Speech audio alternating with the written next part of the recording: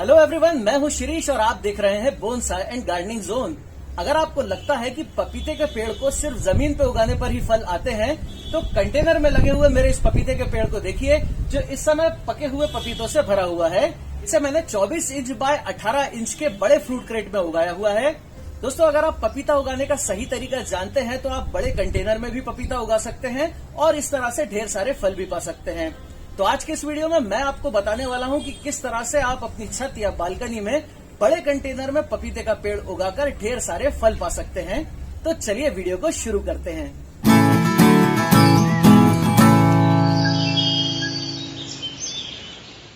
दोस्तों, अगर आप इस चैनल पर नए हैं तो वीडियो को लाइक कीजिए, चैनल को प्लीज सब्सक्राइब कीजिए और बेल आइकन को प्रेस कीजिए ताकि जब भी मैं नए वीडियोस अपलोड करूं तो आपको इसका नोटिफिकेशन मिल जाए। दोस्तों, पपीते के पौधे आप एग्रीकल्चर स्टोर से बीज लाकर भी उगा सकते हैं। आप नर्सरी से इसका अच्छी क्वालिटी का हाइब्रिड पौधा भी लेकर आ सकते हैं और आप इसे फ्रेश पपीते के बीज निकालकर भी उगा सकते हैं। अच्छी तरह से फलने फूलने के लिए इसे 10 से लेकर 26 डिग्री सेल्सियस टेम्परेचर की जरूरत होती है। पपीता एक ट्रॉपिकल ट्री होता है, इसलिए इसे साल में कभी भी उगा सकते हैं। बीज लगाने से लेकर फल पकने तक इसे 8 से लेकर 12 महीने तक का समय लगता है। बीज से पपीते का पेड़ उगाने के लिए मैं अच्छी वैरायटी का देसी पपीता लेकर आया हूं। इसे काटकर बीज निकाल लेते हैं। बीजों को 2 दिन के लिए मैं शेड में रख दूंगा। सीधे मिट्टी में लगाने की जगह सीड्स को जर्मिनेशन मिक्स बनाकर लगाइए। इसके लिए 50% गार्डन सॉइल और 50% कोकोपीट को मिलाकर मिक्स को तैयार करके हल्का गीला कर लीजिए। सीडलिंग ट्रे या छोटे से ग्रो बैग में तैयार मिक्स भर लीजिए। इसमें पौधे की ग्रोथ तेजी से होती है। गीली मिट्टी में आधा इंच गहरा छेद बनाकर बीज को लगा दीजिए और कवर कर दीजिए। अब मैं इसमें थोड़ा पानी दूंगा और इसके बाद इसमें पानी तभी देना है जब छूने पर मिट्टी सूखी लगे। इसे ऐसी जगह पर रखें जहां इस पर सुबह की 2-3 घंटे की धूप आए। 16 दिनों बाद सीड जर्मिनेट हो गए हैं और पौधे में 2-3 पत्तियां भी निकल आई हैं। अब मैं इसे सेमी शेड एरिया में ग्रो करूंगा। 28 दिनों बाद पौधा 8 इंच के आसपास लंबा हो गया है और इसमें बहुत ही बढ़िया ग्रोथ हो रही है। दोस्तों, पिछले वीडियोस में कई व्यूअर्स ने मुझसे पूछा था कि उनके पपीते के पेड़ में सभी मेल फूल आते हैं और गिर जाते हैं और पौधा कभी भी फल नहीं देता, या कभी कभी पेड़ बढ़ता ही चला जाता है पर इसमें एक भी फूल नहीं आता, सिर्फ पत्ते ही आते हैं। अगर आपके पपीते के पेड़ में भी ऐसा होता है तो इसका मतलब ये मेल पेड़ है और ये कभी भी फल नहीं देने वाला। दोस्तों, अगर पेड़ बड़ा होने के बाद पता चले कि वो मेल प्लांट बन गया है तो इसे उगाने का समय और एनर्जी बेकार ही वेस्ट हो जाती है। इंटरनेट पर पपीते के नर पेड़ से फल लेने के लिए कील ठोकने से लेकर कई तरह के जुगाड़ बताए गए हैं, पर ये उपाय काम करें इसके चांसेस कम ही हैं। अगर आप सीडलिंग स्टेज पर ही पपीते पर टैप रूट कटिंग टेक्निक करें तो फल आने की गारंटी भी हो जाएगी और पेड़ की हाइट भी बहुत ज्यादा नहीं बढ़ेगी, क्योंकि पपीते का पेड़ जितना ज्यादा लंबा और पतला होता जाएगा उतना ही उसके ऊपर फल कम आएंगे और छोटे आएंगे। पौधे को इस तरह से मिट्टी से बाहर निकालें कि इसकी नाजुक रूट्स डैमेज न होने पाए। ये जो मोटी और लंबी सी जड़ आप देख रहे हैं, ये टैप रूट है जिसे हमें कट करना है। कैंची या ब्लेड को डिसइंफेक्ट कर लीजिए। अब इस टैप रूट को काट दीजिए। कट वाले हिस्से पर दालचीनी पाउडर, हल्दी या एंटी फंगल पाउडर लगा दीजिए। इस तरह से कटिंग करने से पौधे के आसपास की जड़ें तेजी से बढ़ेंगी और जितनी तेजी से ये रूट्स बढ़ेंगी उतना ही हेल्दी हमारा प्लांट ग्रो होगा और इस बात की गारंटी हो जाएगी कि पपीते का हमारा पौधा फीमेल प्लांट ही बनेगा जिसमें जल्दी फल आएंगे। इस प्रोसेस को आप सुबह जल्दी या शाम के समय कीजिए। थोड़ी बहुत रूट डैमेज भी हो जाए तो कोई बात नहीं, पपीते का पेड़ बहुत ही हार्डी प्लांट होता है और कुछ ही दिनों में रिकवर भी कर लेता है। अब मैं इसे वापस लगाकर इसमें पानी दूंगा और कुछ दिनों तक इसे शेड में रखने के बाद इसे फुल सनलाइट में ग्रो करूंगा। यह है रिजल्ट 43 दिनों बाद का। पौधे का तना मोटा हो गया है और यह अराउंड 1.5 फुट ऊंचा हो गया है।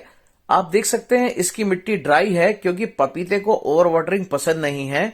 अब मैं इसे बड़े कंटेनर में ट्रांसफर करूंगा। अगर आप पपीते को कंटेनर में या गमले में उगा रहे हैं तो आपको अच्छी फ्रूटिंग के लिए सबसे बड़े साइज का कंटेनर लेना होगा। आपको कम से कम 24 इंच चौड़े और 18 इंच गहरे कंटेनर की जरूरत होगी। अगर आप पपीते का पेड़ छोटे गमले में उगाएंगे तो इसका साइज बढ़ नहीं पाएगा, जिसके कारण तना ऊपर जाते जाते पतला होता जाएगा और इसमें एक भी फल नहीं आएगा। आप इसके लिए 24 इंच बाय 24 इंच का ग्रो बैग भी ले सकते हैं। आपके पास अगर कोई पुराना ड्रम हो तो उसमें भी आप पपीते का पेड़ उगा सकते हैं। मैं इस तरह के 24 इंच चौड़े कंटेनर में पपीता उगाने जा रहा हूं, जिसे मैंने प्लास्टिक फ्रूट क्रेट से तैयार किया है। पपीता उगाने के लिए ऐसी मिट्टी की जरूरत होती है जिसमें पानी ज्यादा देर तक न रुके और मिट्टी न्यूट्रिशन से भरपूर भी हो। इस तरह की मिट्टी बनाने के लिए आपको चाहिए 50% गार्डन सॉइल, 30% वर्मी कंपोस्ट या गोबर खाद, 20% रेत। इसमें आप 2 मुट्ठी नीम खली पाउडर भी मिला सकते हैं जो नेचुरल एंटी फंगल का काम करता है। मैंने कंटेनर में मिट्टी भर ली है। अब पैकेट से पौधे को बाहर निकालते हैं। आप देख सकते हैं इसका कितना बढ़िया रूट सिस्टम बना है। आसपास से थोड़ी मिट्टी हटाकर रूट्स को लूज कर लीजिए ताकि ये जल्दी से नई मिट्टी में फैल सके, लेकिन रूट बॉल को बिल्कुल भी डिस्टर्ब नहीं करना है। इसे कंटेनर में ट्रांसप्लांट करके अच्छी तरह से पानी देते हैं। 2-3 दिन शेड में रखने के बाद इसे फुल सनलाइट में रखना है, क्योंकि पपीते के पेड़ को अच्छी तरह से फलने फूलने के लिए कम से कम 8 से लेकर 10 घंटे की धूप की जरूरत होती है।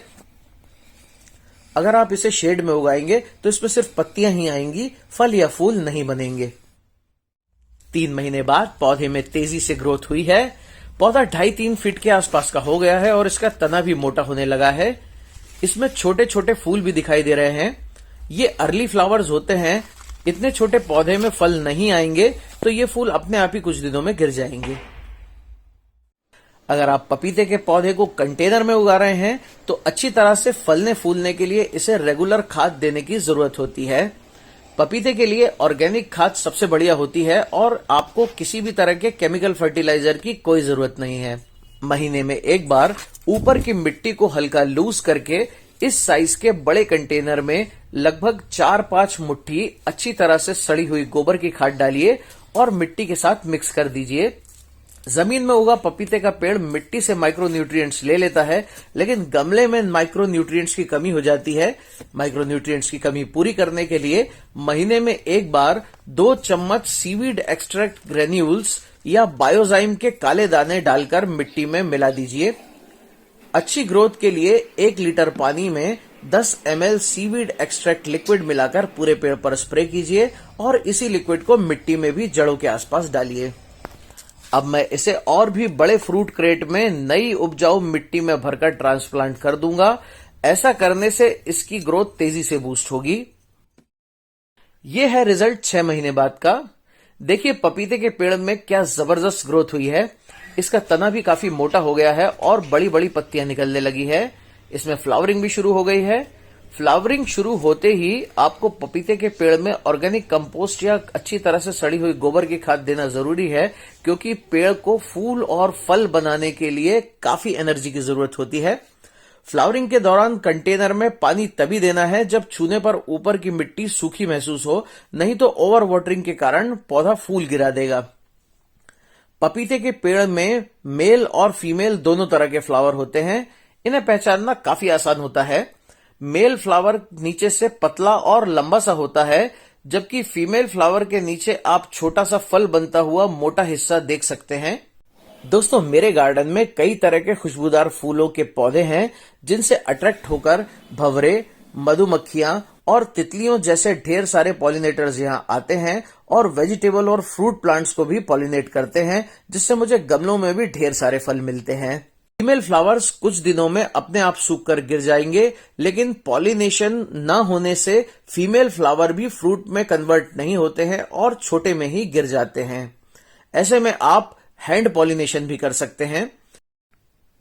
हैंड पॉलिनेशन के लिए पेंट ब्रश लीजिए। इसे मेल फ्लावर के अंदर डालकर धीरे धीरे घुमाइए। इससे ब्रश पर पॉलन्स चिपक जाएंगे। अब ब्रश को फीमेल फ्लावर के एकदम बीचों बीच डालकर पॉलन्स को इसके अंदर ट्रांसफर कर दीजिए। इस तरह के हैंड पॉलिनेशन से फूलों का फल में बदलना श्योर हो जाता है। हैंड पॉलिनेशन के 10 दिनों बाद तीनों फीमेल फ्लावर्स में फल बन गया है। अब इन्हें पूरी तरह से बढ़ने और पकने में 3 से लेकर 4 महीने के आसपास का समय लग सकता है। ये टाइम ग्रोइंग कंडीशन और मौसम पर डिपेंड करता है। मौसम अगर ठंडा हो तो फल धीरे पकेंगे, अगर गर्म हो तो ये जल्दी पकेंगे। 7 महीने बाद पपीते बड़े होने लगे हैं। इसमें 2 बड़े और 2 छोटे फल हैं। पेड़ 7 फीट लंबा हो गया है और ऊपर इसकी कैनोपी के पास अगले बैच की फ्लावरिंग भी शुरू हो गई है। आप देख सकते हैं रेगुलर फर्टिलाइजेशन और प्रॉपर केयर से इसकी कैनोपी पर जबरदस्त ग्रोथ होती जा रही है। बीज से पपीता उगाए हुए आज 9 महीने पूरे हो गए हैं। पेड़ 8 फुट ऊंचा हो गया है और आप देख सकते हैं इसके फल पक चुके हैं और अब ये तोड़े जाने के लिए तैयार भी हो गए हैं। ऊपर कैनोपी पर भी अगली लॉट के छोटे छोटे फल बनना शुरू हो गए हैं। ये भी अगले 4-5 महीनों में पककर हार्वेस्टिंग के लिए तैयार हो जाएंगे।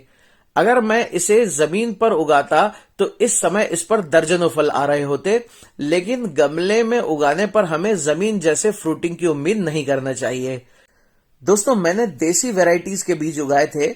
अगर आप हाइब्रिड वैरायटीज जैसे कि Taiwan 786, Pusa doll Sierra, Pusa majesty, Pusa dwarf या रेड लेडी 786 वैरायटी के पौधे नर्सरी से लाकर उगाते हैं तो गमले में भी आपको ढेर सारे फल मिलने की गारंटी होती है। पपीते के हाइब्रिड पौधे आपके आसपास की नर्सरी में बड़े ही आसानी से 30-40 रुपए में मिल जाएंगे। जब पपीता पीला पड़ना शुरू हो जाए तो आप इसे हार्वेस्ट करके 1-2 दिन के लिए अखबार में लपेट कर रख दीजिए, ये एकदम पक जाएगा। ये पपीते पूरी तरह से पककर पीले हो चुके हैं, तो चलिए अब हम पके हुए पपीतों को हार्वेस्ट करते हैं। बाजार में मिलने वाले केले, आम और पपीते के कच्चे फलों को तोड़कर इन्हें कार्बाइड केमिकल से 1 दिन में ही पका दिया जाता है और इन्हें उगाने के लिए भारी मात्रा में जहरीले पेस्टिसाइड्स और केमिकल फर्टिलाइजर्स का इस्तेमाल होता है। इस तरह के फल फायदे से ज्यादा नुकसान देते हैं, पर इन देसी पपीतों को मैंने पेड़ पर ही उगाया है, इसलिए ये बहुत ही टेस्टी और मीठे होने चाहिए।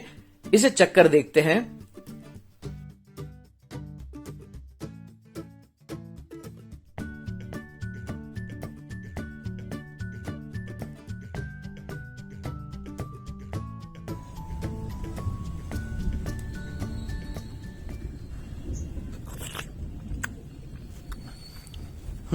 दोस्तों, जैसा कि मुझे उम्मीद थी, ये एकदम शक्कर की तरह मीठा है और बेहद जूसी भी है। शायद इसीलिए कहते हैं कि मेहनत का फल हमेशा मीठा होता है।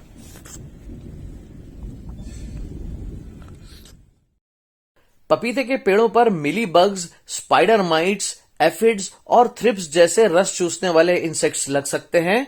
इनसे बचाव के लिए सीडलिंग स्टेज से ही हर 15 दिन में एक बार 1 लीटर पानी में 5 ml नीम ऑयल मिलाकर अच्छी तरह से पौधों पर स्प्रे करें, खासतौर पर पत्तियों के नीचे और कैनोपी के बीच में जहां कीड़े छुपते हैं।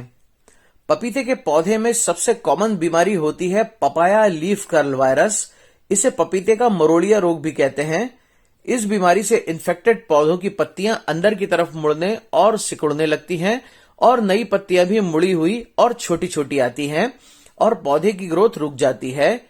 ये बीमारी सफेद मक्खी यानी व्हाइट फ्लाइज के कारण होती है, जो लीफ कर्ल वायरस की कैरियर होती हैं। शुरुआती स्टेज में व्हाइट फ्लाई से बचाव के लिए 1 लीटर पानी में डाई मिथोइट 1 ml मिलाकर स्प्रे करना चाहिए। अगर पौधों पर इस तरह से पूरी तरह बीमारी फैल चुकी है तो इसका कोई ट्रीटमेंट नहीं होता है और ऐसे पौधों में फल फूल भी नहीं आते हैं, इसलिए बीमार पौधे को जड़ से उखाड़कर फेंक दीजिए। अगर आप पपीते के पेड़ की सही देखभाल करें और रेगुलर नीम ऑयल का स्प्रे करें तो ज्यादातर बीमारियां पौधों पर लगेगी ही नहीं। दोस्तों, इसी तरह से आप भी अपने घर पर गमले में भी पपीते का पेड़ उगाकर घर के उगे ताजे और 100% ऑर्गेनिक पपीतों का मजा ले सकते हैं। अपनी गार्डनिंग रिलेटेड किसी भी प्रॉब्लम्स के बारे में मुझसे डायरेक्ट चैट करने के लिए मुझे प्लीज इंस्टाग्राम पर फॉलो करें। इंस्टाग्राम का लिंक मैं डिस्क्रिप्शन बॉक्स और पिन कमेंट में भी दे रहा हूं। और ये है आज का कमेंट ऑफ द वीक।